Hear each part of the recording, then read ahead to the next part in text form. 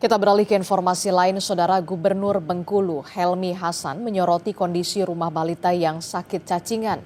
Helmi memastikan akan membangunkan rumah layak bagi keluarga, sementara penanganan kesehatan bagi Khaira dipastikan berjalan dengan baik.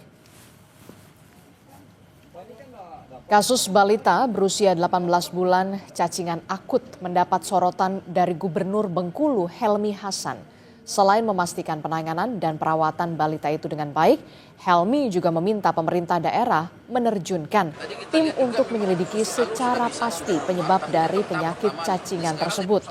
Kondisi rumah yang jauh dari kata layak huni juga akan diberikan rumah layak bagi keluarga balita itu.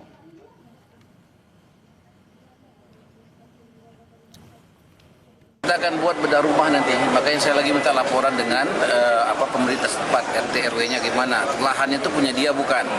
Kalau punya dia itu bisa dibangun. Tapi kalau tidak kita musyawarah carikan lahan terdekat.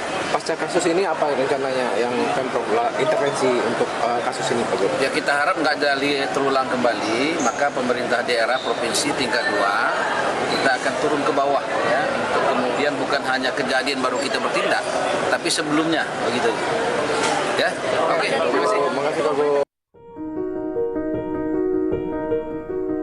Khaira Nur Sabrina, seorang anak balita berusia 1 tahun, terbaring lemah di Rumah Sakit Umum Daerah Tais, Bengkulu. Kondisinya memilukan, ia mengalami cacingan akut. Awalnya, orang tua Khaira membawa anaknya ke rumah sakit karena mengalami demam disertai batuk. Dokter pun mendiagnosa Khaira mengalami gizi buruk. Setelah menjalani perawatan intensif, ditemukan larva di paru-paru balita tersebut.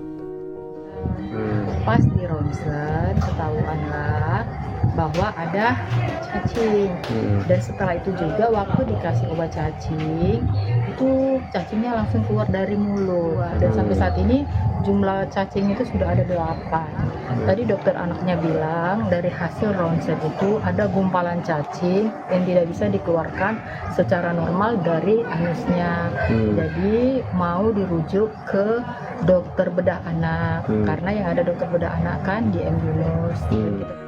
Selain Khaira, sang kakak yang masih berusia 4 tahun juga mengalami gejala serupa. Kondisi lingkungan tempat tinggal diduga ikut punya andil terhadap kesehatan 2 balita tersebut. Kasus yang sama juga pernah menimpa bocah Raya di Sukabumi, Jawa Barat. Ia meninggal dunia usai dirawat 9 hari di rumah sakit. Kondisi Raya makin memprihatinkan karena hidup dalam kemiskinan. Ayah Raya menderita sakit TBC, sementara sang ibu mengidap gangguan jiwa. Kasus Raya yang kini berulang di Bengkulu harusnya jadi peringatan keras bagi negara. Sesuai Konvensi Hak Anak-anak PBB dan Perundang-undangan Indonesia, negara bertanggung jawab memenuhi hak anak-anak, salah satunya jaminan kesehatan. Tim Liputan, Kompas TV.